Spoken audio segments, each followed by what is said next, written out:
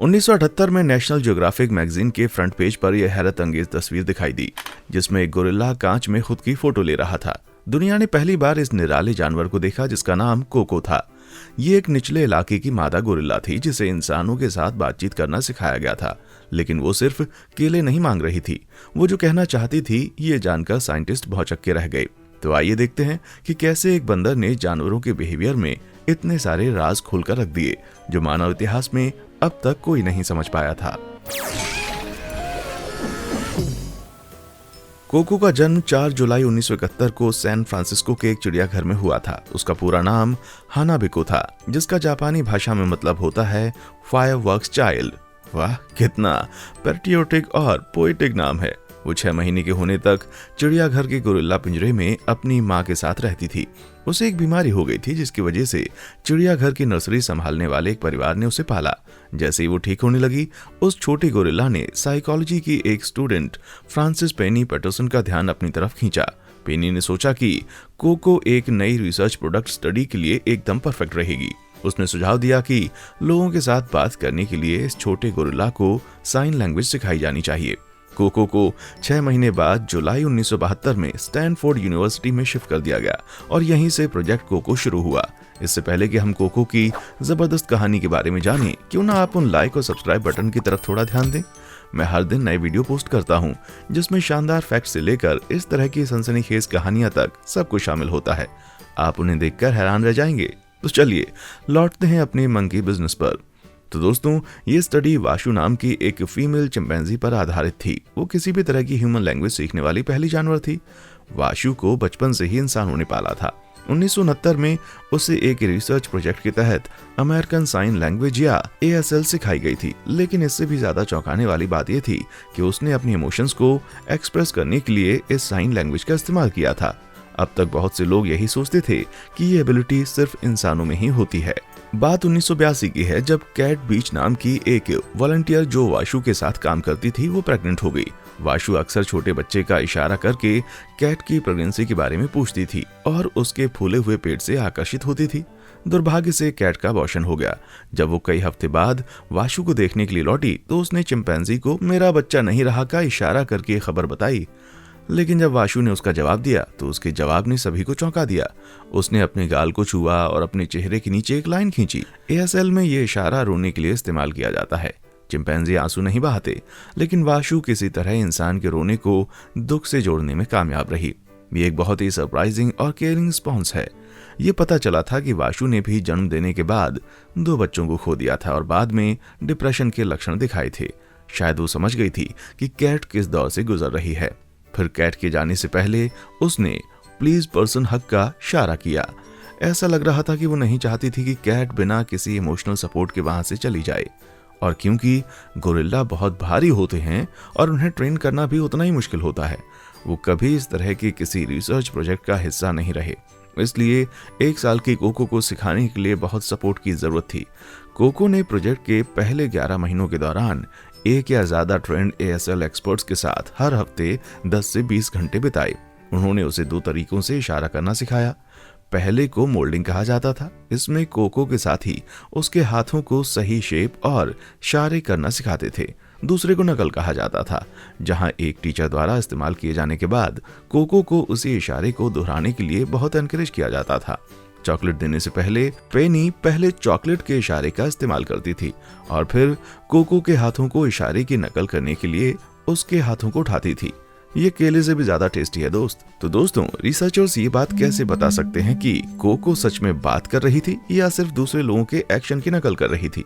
इस तरह का एक इशारा कोको प्रोजेक्ट में परफेक्ट तरह से सीखा हुआ तभी माना जाएगा अगर ये कुछ साइंटिफिक क्राइटेरिया को पूरा करता है। उनमें से एक क्राइटेरिया ये भी था कि इसे 2 अलग अलग लोगों द्वारा देखा और रिकॉर्ड किया जाए।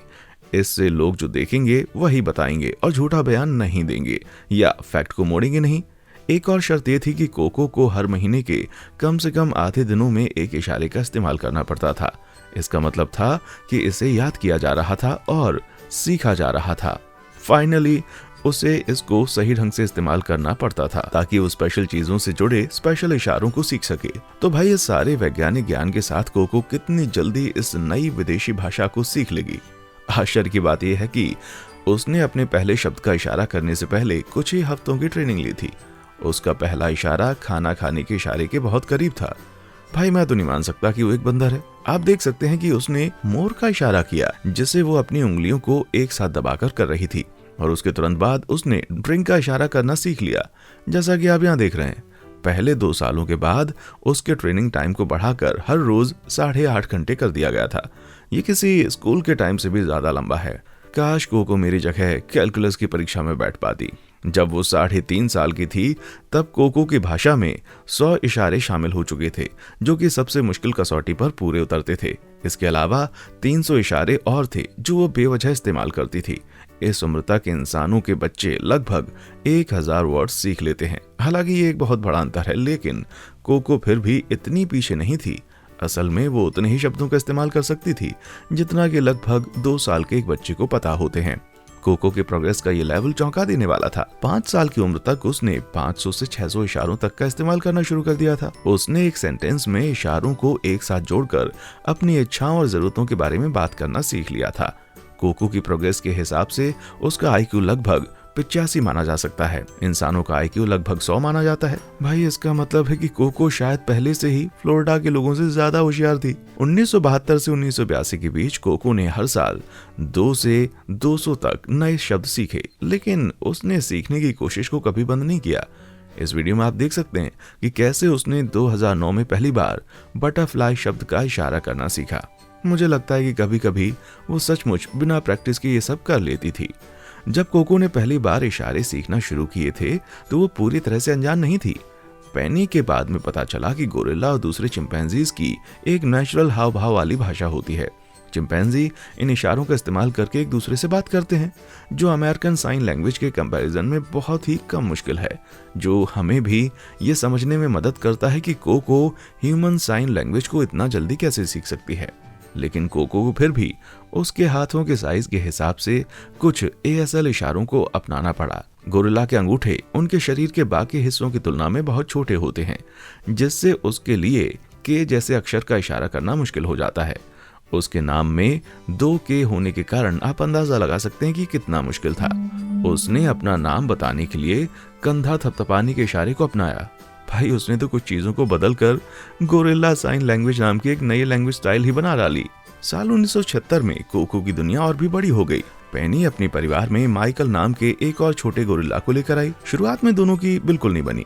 कोको इकलौता बच्चा होने की इज्जत छोड़ने को तैयार ही नहीं थी। वो अक्सर हल्की फुल्की लड़ाई करते करते कुश्ती लड़ने लग जाते थे। धीरे धीरे उन दोनों में दोस्ती हो गई। कोको ने उसके साथ क्वाइट चेज खेलना शुरू कर दिया, जिसे हम हाइड एंड सीक के नाम से भी जानते हैं। माइकल ने भी साइन लैंग्वेज सीखना शुरू कर दिया, जिसमें कोको उसकी मदद करने के लिए उसके पास ही रहती थी। सिर्फ 12 महीनों में उसने 20 से ज्यादा इशारों का इस्तेमाल करना सीख लिया था। दोनों गोरिल्ला एक दूसरे से बात करने के लिए साइन लैंग्वेज का इस्तेमाल करते थे। माइकल ने कोको को इंग्रिड और कैरेन नाम के 2 अलग अलग ट्रेनर्स के नाम भी सिखाए।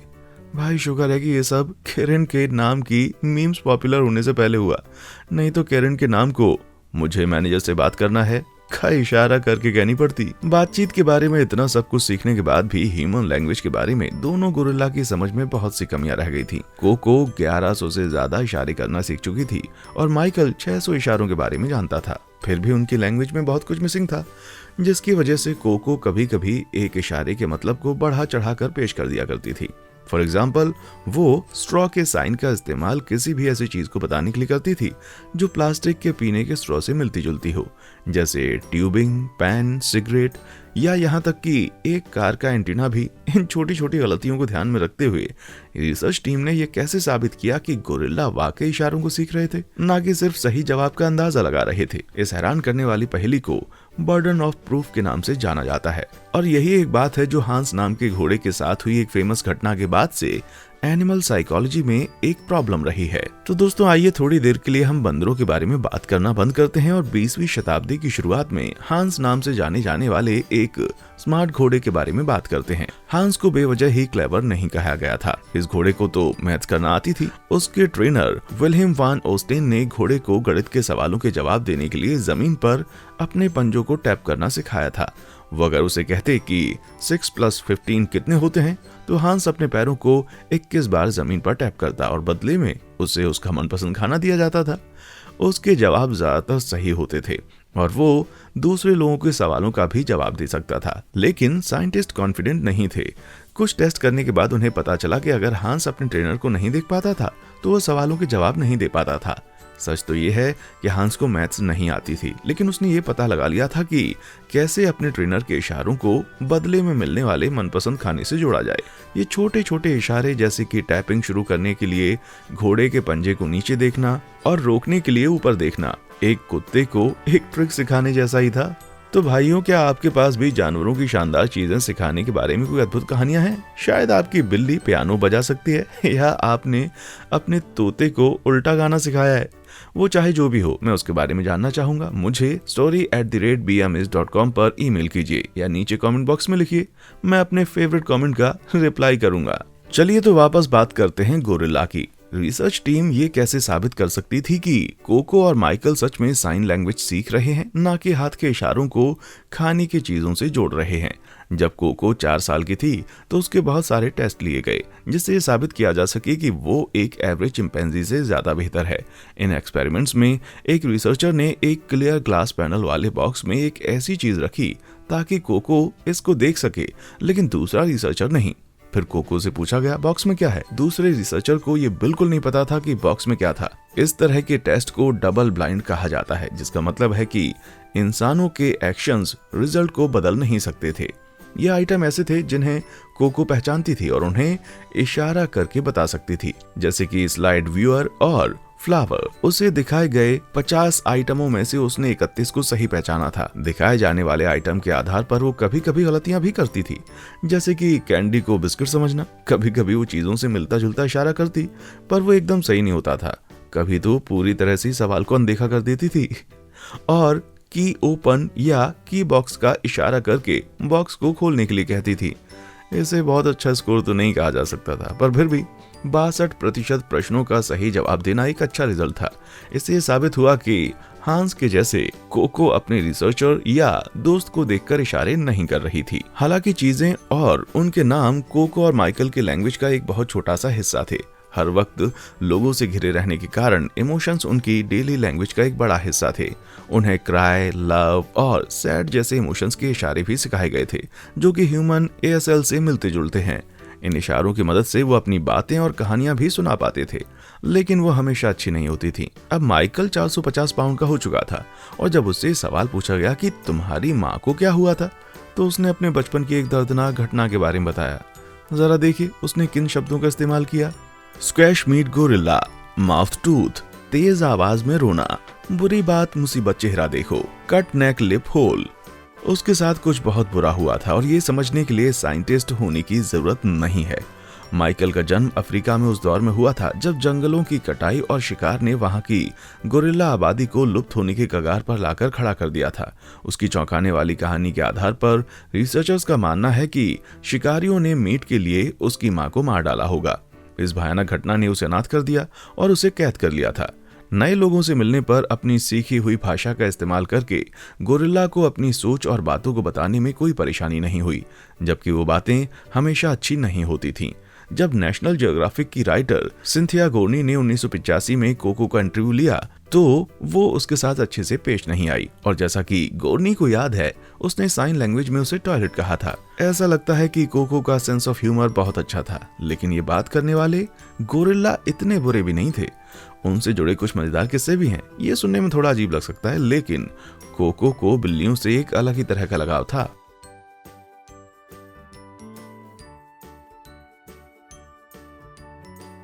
कोको ने 1983 में क्रिसमस के लिए अपनी खुद की एक बिल्ली मांगी। जब रिसर्चर्स ने उसे एक स्टफ्ड कैट लाकर दी तो उसने बार बार सैड शब्द का इशारा किया।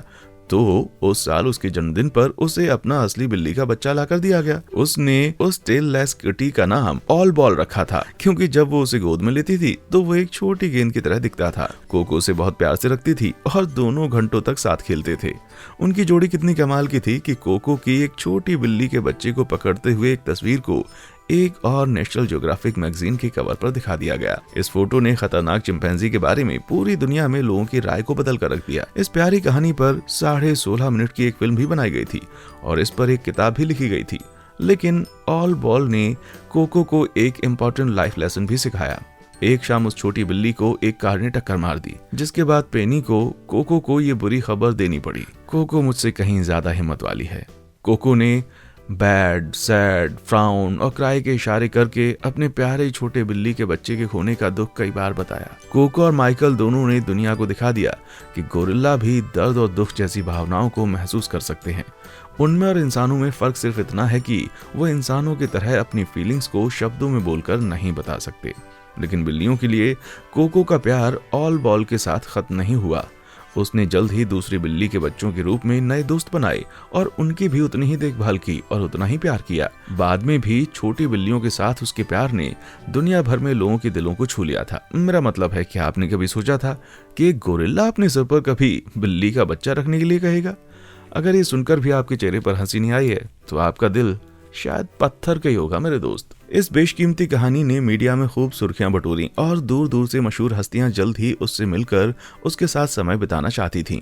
कॉमेडियन रॉबिन विलियम्स को 2001 में उससे मिलने के लिए इनवाइट किया गया था। रॉबिन अपने क्लासिक सेंस ऑफ ह्यूमर से हजारों लोगों की भीड़ को लुभाने के लिए मशहूर थे, पर यहाँ तो उनके एक ही दशक ने सारा कमाल कर दिया था। एक बार तो कोको ने उनका चश्मा भी उतार दिया और उस फेमस कॉमेडियन की बढ़िया नकल की। उन्होंने एक साथ बहुत मजे किए और उसने उनकी जेब में हाथ डालकर उन्हें खूब हंसाया भी। लेकिन सबसे आश्चर्यजनक बात यह थी कि वो उन्हें पहचान पा रही थी। जब कोको को उनकी एक फिल्म का वीडियो टेप दिया गया तो उसने तुरंत कवर पर उन्हें पहचान लिया। क्या आपको लगता है कि उसे पता था कि वो कौन था, या ये सिर्फ एक अजीब संयोग था? नीचे कमेंट सेक्शन में आकर जरूर बताएं। अफसोस की बात यह है कि कोको को एक बार फिर से उसी दुख के एहसास से गुजरना पड़ा जब उसे 2014 में रॉबिन विलियम्स की मौत के बारे में पता चला। पहले तो बहुत शांत थी, पर जब उसने उनके विजिट के दौरान एक परेशान लेडी को देखा जिसने रॉबिन के साथ काम भी किया था, तो उसने विमन और क्राई के इशारे भी किए। उसके बाद कोको चुप सी हो गई। उसका सिर झुका हुआ था और उसके होंठ कांप रहे थे। ये कोको की खुद से किसी चीज से जुड़ने की शक्ति का एक और एग्जाम्पल था। इस बात ने एक नई जानकारी का खुलासा किया कि जानवर किस तरह से इंसानों से जुड़ सकते हैं, जो हम पहले कभी नहीं जानते थे। दोस्तों, ये याद रखना जरूरी है कि इंसानों के साथ अपने मजबूत और गहरे संबंध के बावजूद कोको अभी भी दिल से एक गोरिल्ला ही थी। 10 साल की उम्र के करीब आते ही उसने बच्चा पैदा करने की इच्छा जताना शुरू कर दिया। इंसान का बच्चा नहीं, गोरिल्ला का बच्चा। उसने एक बार गोरिल्ला माँ और बच्चे की तस्वीर के आगे मी दैट का इशारा किया। ऐसा लग रहा था जैसे उसकी बायोलॉजिकल क्लॉक शुरू हो चुकी है। दुख की बात है कि एक मिसकैरेज के बाद कोको कभी मां नहीं बन सकी, लेकिन इस बात ने उसके बच्चे पैदा करने की इच्छा को नहीं बदला। उसका प्यार और देखभाल करने वाला हिस्सा इस बात का सबूत था कि उसे अपनी डॉल से कितना लगाव था, खासकर अपनी गोरिल्ला डॉल से। वो उनके हाथ ऐसे हिलाती जैसे वो उन्हें इशारा करना सिखा रही हो, मानो उन्हें वो सब कुछ सिखाने की कोशिश कर रही हो जो उसने सीखा था। लेकिन जैसा कि हमने टॉयलेट वाली घटना में देखा, कोको हमेशा इतनी मासूम नहीं थी। 3 साल की उम्र में कोको ने अपना पहला झूठ बोलने के लिए इशारों की शक्तियों का इस्तेमाल किया था। उसने एक बिल्ली वाला खिलौना तोड़ दिया था, लेकिन जब उससे इसके बारे में पूछा गया तो उसने कहा केट कैट, जिसका मतलब है कि वो अपनी एक रिसर्चर केट पर आरोप लगा रही थी। कोको का मतलब ये भी हो सकता था कि बिल्ली वाले खिलौने के टूटने पर केट उसके साथ ही थी। ऐसे में कोई नुकसान तो नहीं हुआ। लेकिन एक और घटना में कोको रंगे हाथों पकड़ी गई। वो वहां के किचन काउंटर पर बैठी थी, लेकिन काउंटर 5 साल के 300 पाउंड के गोरिल्ला के बच्चे का वजन नहीं ले सका और टूट गया। जब पेनी ने उसे इसके बारे में सवाल किया तो कोको ने जवाब दिया, केट देयर बेड। अब या तो केट का वजन उस छोटे गोरिल्ला जितना था या फिर उसे केट से कोई पर्सनल प्रॉब्लम थी। कोको एक बहुत ही शरारती बंदर है भाई। लेकिन जैसा कि आप सोच सकते हैं, कोको अकेली नहीं थी जो चकमा देने की कोशिश कर रही थी। माइकल ने एक बार एली नाम की एक विजिट वॉलंटियर की जैकेट फाड़ दी थी। जब उसने पूछा मेरी जैकेट किसने फाड़ी, तो माइकल ने कोको का इशारा किया। यार, ऐसा लगता है कि हर गोरिल्ला खुद के लिए लड़ रहा है। जब उसे फिर से पूछा गया तो उसने पेनी पर दोष मढ़ने की कोशिश की। अंत में उसने माइक का इशारा करके अपनी गलती मान ली। लेकिन कोको और माइकल का इंग्लिश लैंग्वेज के साथ रिश्ता साइन लैंग्वेज से भी आगे निकल गया। जब दोनों छोटे गोरिल्ला इशारा कर रहे थे और सीख रहे थे तो रिसर्चर्स ने उनके साथ बात की ताकि वो इशारों के साथ साथ शब्दों के मतलब भी जोड़ सकें। कैसा लग रहा है तुम्हें? अच्छा लग रहा है? तुम ठीक हो? हाँ। You paint how you feel.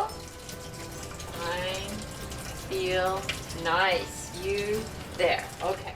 उस समय ये माना जाता था कि जानवर इंसानों द्वारा बोली जाने वाली भाषा को कभी नहीं समझ सकते हैं। ये idea motor theory of speech perception के खिलाफ भी गया, जो कि लैंग्वेज ग्रोथ की सबसे फेमस थ्योरीज में से एक है। ये थ्योरी कहती है कि शब्दों को कहने का तरीका जानना उन्हें समझने का एक जरूरी हिस्सा है। फॉर एग्जाम्पल, ये क्या शब्द है, क्या आपने इसे बोलने की कोशिश की या इसे टुकड़ों में तोड़ा। हमारा मोटर सिस्टम ऐसे ही काम करता है, इसलिए हम कभी कभी उन शब्दों को दोहराते हैं जो हमने पहले कभी नहीं सुने हैं। या क्यों छोटे बच्चे उन वाक्यों को दोहराते हैं जो वो बोलना सीख रहे हैं पर जिन्हें वो समझ नहीं पाते। ये बताया गया था कि शब्द को साफ साफ बोले बिना बात को समझा नहीं जा सकता, लेकिन तभी हम सब ने कोको को देखा। जरा देखिए तो कैसे वो पेनी की बातों को सुनकर उन्हें मान रही है। One more and then you turn it off, okay? Good. दोस्तों, क्या आप भी ये देखकर चौंक गए? जैसे कोको बड़ी होती जा रही है, वो और ज्यादा मुश्किल सवालों को समझने लग गई। यहाँ उससे पूछा जा रहा है कि वो अपने परिवार को कैसे बढ़ाना चाहती है।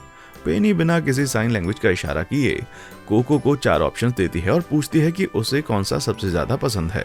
2 female adult gorillas come to be with Coco and Ndume to make babies here. Coco ने ना सिर्फ उसे समझा बल्कि उसने वो ऑप्शन भी चुना जो गोरिल्ला ग्रुप से सबसे ज्यादा मिलता जुलता दिख रहा था। दूसरे शब्दों में कहें तो उसने सबसे परफेक्ट ऑप्शन को चुना था। कोको कुछ हद तक इंग्लिश समझ भी सकती थी, इसलिए ये सिर्फ एक अंदाजा नहीं था, ये तो माइंड ब्लोइंग है भाई। इतना ही नहीं, कोको ने कुछ शब्दों के साउंड का इस्तेमाल करके खुद अपने इशारे बना लिए थे। इशारों को जाने बिना वो जोर से बोलकर पूछ नहीं सकती थी, इसलिए उसने खुद ही कोशिश की। एक दिन कोको का कुछ सब्जी खाने का मन कर रहा था। ये एक तरह की हरी पत्तेदार सब्जियां थी जो उसे खाने के बीच में दी जाती थी, जबकि वो इसे हर रोज खाती थी और इसका नाम भी कई बार सुनती थी, पर फिर भी इसके लिए कोई स्पेशल इशारा नहीं बनाया गया था। तो भाई, जब आप किसी चीज का इशारा करना नहीं जानते और बोल भी नहीं सकते तो आप उसे कैसे मांगेंगे? उसकी देखभाल करने वाले शुरू में हैरान हुए, लेकिन उन्हें जल्दी एहसास हो गया कि उसने अपने हाथ से अपनी आईब्रो को पकड़ रखा है। कोको को पता था कि ब्राउज और ब्राउज एक जैसे सुनाई देते हैं और इन दोनों का कनेक्शन बनाकर उसने अपनी बात कह दी। दुनिया की अपनी समझ को बढ़ाने के लिए उसने खुद के कुछ साइन कॉम्बिनेशंस भी बनाए। तो आंख और टोपी जैसे कॉम्बो का मतलब मास्क था और उंगली और ब्रेसलेट का मतलब रिंग था। कोको बहुत ही होशियार हो गए मेरे भाई। लेकिन इतना ही नहीं, कोको और माइकल के पास एक और छुपा हुआ टैलेंट था। उन दोनों को पेंटिंग करना बहुत पसंद था, क्योंकि इससे उन्हें खुद को एक अलग तरीके से एक्सप्रेस करने का मौका मिलता था। इस पेंटिंग को माइकल ने बनाया था और इसे एप्पल चेज नाम दिया गया। आपको और मुझे तो ये किसी 2 साल के बच्चे का काम लगेगा। हालांकि पेंटिंग में किए गए रंग और इसका नाम दोनों बहुत ही इंपॉर्टेंट हैं। माइकल के फेवरेट डॉगी का नाम एप्पल था। एप्पल एक ब्लैक एंड व्हाइट कुत्ता था जो खेलते हुए माइकल का पीछा किया करता था। सारे रंगों में से उसने काले और सफेद रंग को ही चुना और नाम भी उसने एप्पल चेज ही चुना। कोको ने भी वैसा ही किया। उसने प्लेट में से कुछ स्पेशल रंगों को चुना और जो प्यार उसने देखा और महसूस किया था उसे ही पेंटिंग के रूप में बना दिया। आपको लगा होगा कि वो केले के लिए अपने प्यार को दिखाने के लिए पीले रंग का इस्तेमाल करेगी, लेकिन उसने ऐसा नहीं किया। इंसानों की तरह उसने अपनी सॉफ्ट फीलिंग्स को एक्सप्रेस करने के लिए पिंक और ऑरेंज कलर को चुना। भाई, क्या मेरी तरह किसी और को भी ये लग रहा है कि वो ऑरेंज पेंटिंग एक लव हार्ट के जैसी दिखाई दे रही है? 2015 में कोको की यूनिक भाषा का इस्तेमाल पूरी दुनिया को एक गंभीर मुद्दे के बारे में बताने के लिए किया गया था, जिससे हम सभी को खतरा है। एनवाई कंजर्वेशन बायोडाइवर्सिटी को बचाने वाली एक फ्रेंच चैरिटी है जो कि गोरिल्ला फाउंडेशन में कोको की देखभाल करने वालों के साथ मिलकर काम करती है। उन्होंने कोको को उन प्रॉब्लम्स के बारे में बताया जिन पर आने वाली United Nations climate change conference में चर्चा की जाएगी और उसके विचार पूछे। जरा सुनिए उसने क्या कहा।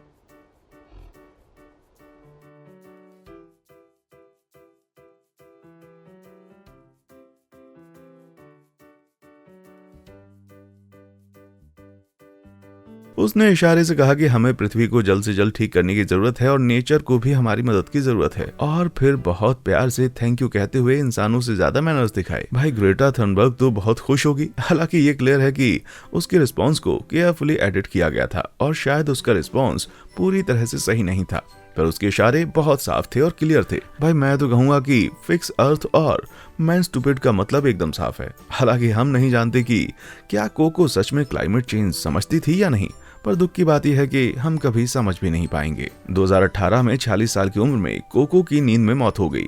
उसका सबसे अच्छा दोस्त माइकल भी 18 साल पहले इस दुनिया को छोड़कर जा चुका था। इन दोनों अद्भुत बंदरों ने दुनिया को बताया कि क्रॉस स्पीशीज का आपस में बात करना पॉसिबल है। लेकिन कोको ने इंसानियत को भी एक बहुत बड़ी सीख दी। उसके अंदर भी बहुत सारे इमोशंस थे। वो इंसानों की तरह प्यार कर सकती थी, सीख सकती थी और दुखी हो सकती थी। बेशक कुछ शंकाएं अभी भी हैं। कुछ लोगों का मानना है कि बंदर फंक्शनल इशारों के जरिए ज्यादा बात करते हैं, जैसे खाना या खिलौने मांगना। कुछ दूसरे लोगों का दावा है कि कोको के इशारे उसके देखभाल करने वालों द्वारा उससे पूछताछ का नतीजा है। भाई आप चाहे जो माने, एक बात तो पक्की है, कोको ने हमें जानवर और इंसानों की बातचीत के बारे में बहुत महत्वपूर्ण सबक सिखाया है। आप कह सकते हैं कि उसने बंदरों के लिए एक छोटा कदम आगे बढ़ाया और पूरी बंदर जाति के लिए एक बड़ी छलांग लगाई। आपने कोको की इस अद्भुत कहानी से क्या सीखा, मुझे नीचे कमेंट सेक्शन में आकर जरूर बताएं। देखने के लिए शुक्रिया।